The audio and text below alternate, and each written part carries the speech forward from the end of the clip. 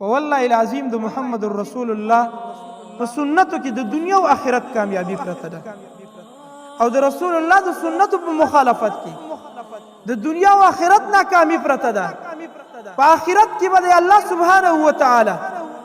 جهنم ته ور داخل کې د محمد رسول الله د مخالفت د وجې، د هغه د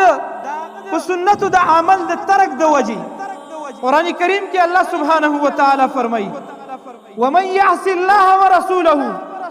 چا چې د الله او د هغه د رسول نافرماني وکړه نو الله سبحانه و تعالی فإن له نار جهنم، الله وی د دې سړي سزا او د ځای فإن له نار جهنم، د جهنم اور د ځای دی خالدین فیها. الله سبحانه و تعالی فرمایي دا په دې جهنم کې د همیش د پاره پروتي. ولې؟ د محمد رسول الله مخالفت یې کړی، د هغه په سنتو باندې عمل نه کوو، د هغه او د الله رب العالمین نافرماني کړې ده، او په دنیا کې الله سبحانه و تعالی دغه خلکو ته سزاګانې ورکوي. دا ګورې زما جذبات نه دي، د الله سبحانه و تعالی وینا ده فليحذر الذين يخالفون عن امره. الله وی هغه خلک دی ویریږي چې د محمد رسول الله د قوانینو د هغه د فرامینو د محمد رسول الله د سنتو مخالفت کوي، ان تصيبهم فتنه، د دې خبرې نه دی ویریږي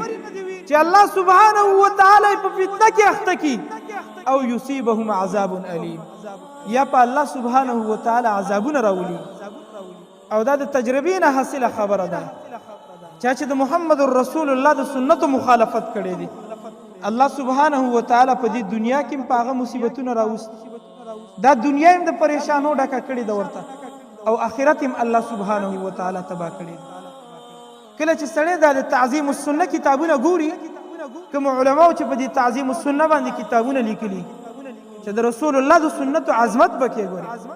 چې مؤمنې مسلمانې د رسول الله علیه السلام وړه خبره او که غټه خبره که هر رنګه خبره،